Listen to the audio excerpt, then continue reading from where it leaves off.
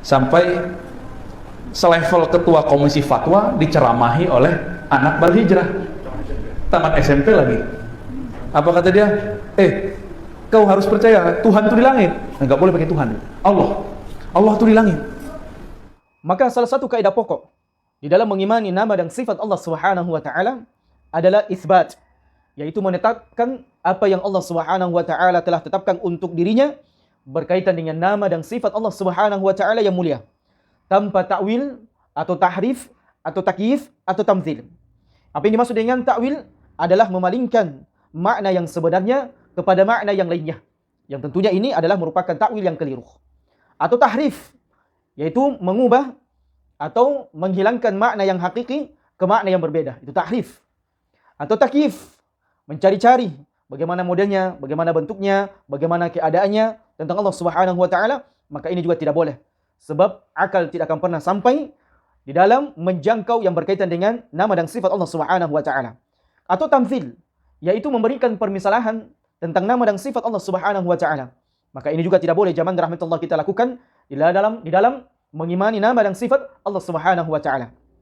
Seperti zaman rahmatullah menetapkan dan harus kita yakini bahwasanya Allah Subhanahu wa taala memiliki sifat al-ulu, yaitu Allah Subhanahu wa taala berada di atas langit berdasarkan dalil-dalil Quran maupun sunnah Nabi alaihi salatu wassalam beserta ijma' kesepakatan para ulama, kesepakatan para sahabat ridwanullahi jami'an.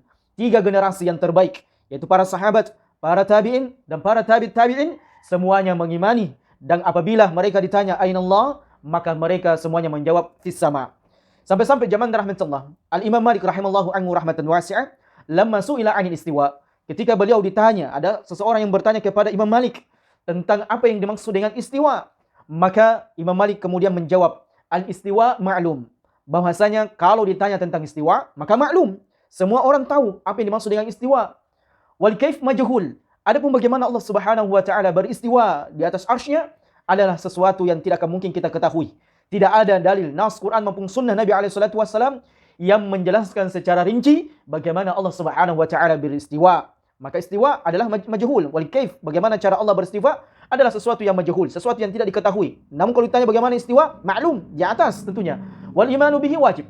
Dan adapun beriman tentang istiwanya Allah Subhanahu wa taala di atas arsy-Nya, maka ini adalah merupakan perkara wajib. Perkara wajib di antara perkara wajib keimanan kepada Allah Subhanahu wa taala, mengimani berkaitan dengan nama dan sifat Allah Subhanahu wa taala. Wasu'alu anhu bid'ah, dan menanyakan bagaimana cara Allah beristiwa di atas arsy-Nya, maka ini adalah sesuatu perkara bid'ah. Sebab Nabi alaihi salatu wasallam tidak pernah ditanya salah seorang sahabatnya, atau ada di antara para sahabat ridwanullahi jami'an yang bertanya kepada Nabi alaihi salatu wasallam bagaimana Allah beristiwa. Tak satupun para sahabat, tak satupun sahabat yang pernah bertanya kepada Nabi alaihi salatu wasallam tentang bagaimana Allah beristiwa. Begitu pula tidak pernah ditanyakan oleh para tabi'in kepada para sahabat, dan juga tidak pernah ditanyakan oleh tabi'ut tabi'in kepada para tabi'in. Sehingga 3 generasi ini kalau ditanya apa yang dimaksud dengan istiwa, mereka maklum, mereka paham istiwa di atas arsy.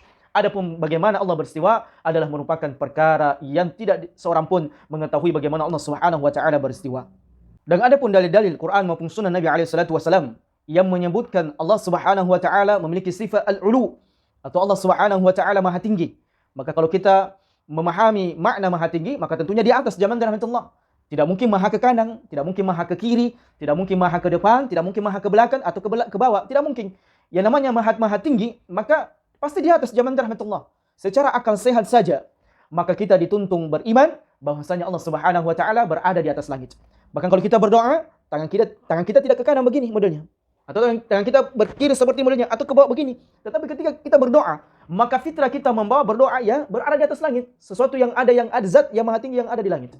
Maka dalil-dalil di Quran maupun sunnah Nabi alaihi salatu wasallam yang menjelaskan, yang mengarahkan, yang menunjukkan kita bahwasanya Allah Subhanahu wa taala memiliki sifat al-ulu yang maha tinggi di atas langit, di atas arsy tentunya, maka banyak sekali zaman rahmatullah. Maka kita akan menyebutkan beberapa potongan ayat dan kita bahas dalam segi-sisi bahasa.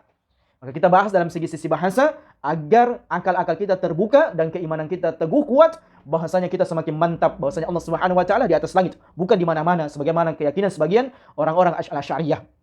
Maka zaman rahmatullah Subhanahu wa taala, Allah Subhanahu wa taala berfirman dalam surah Thaha. Dalam surah Thaha ayat yang kelima, Ar-Rahman 'alal 'arsy istawa. Dia Allah Subhanahu wa taala Ar-Rahman yang Maha Pengasih, 'ala di atas al-'arsy, Arsy-Nya istawa, dia beristiwa. Maka kira-kira apa makna ala di sini zaman rahmatullah? Kalau kita tanya orang Arab, semuanya orang Arab yang mereka ahli bahasa atau yang mereka tidak ahli bahasa, yang jelasnya mereka orang Arab. Kalau kita bertanya kepada mereka apa makna ala, maka pasti mereka akan menunjuk ke atas. Bukan ke samping zaman rahmatullah. Bukan ke kanan, bukan ke kiri, bukan ke depan, bukan ke belakang, bukan ke bawah. Tapi di atas arsy. Inilah keimanan yang diajarkan oleh Nabi SAW. Yang Allah Subhanahu wa taala sampaikan kepada Nabi SAW. Dan ayat ini kemudian masih dinukilkan, masih kita baca dalam surah Toha ayat kelima. Ar-Rahman 'alal 'arsy istawa. Wal istiwa fil ayah. Adapun makna istiwa dalam ayat ini adalah huwal ulu wal irtifa'. Apa dimaksud dengan al-ulu? Zaman rahmatullah, sesuatu yang maha tinggi dan sesuatu yang terangkat. Itulah makna istiwa.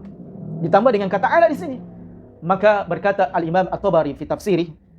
Imam At-Tabari rahimahullah kemudian menta'liq, memberi penjelasan berkaitan dengan ayat ini. Ar-Rahman 'alal 'arsy irtafa'a wa 'ala. Kata beliau rahimahullah, dia Allah Subhanahu wa taala yang Maha Pengasih, 'ala di atas arsy-Nya, irtafa'a yang maha tinggi, yang meninggi, wa 'ala dan yang maha tinggi zaman rahmatullah. Irtafa'a yang maha terangkat, wa 'ala yang maha tinggi.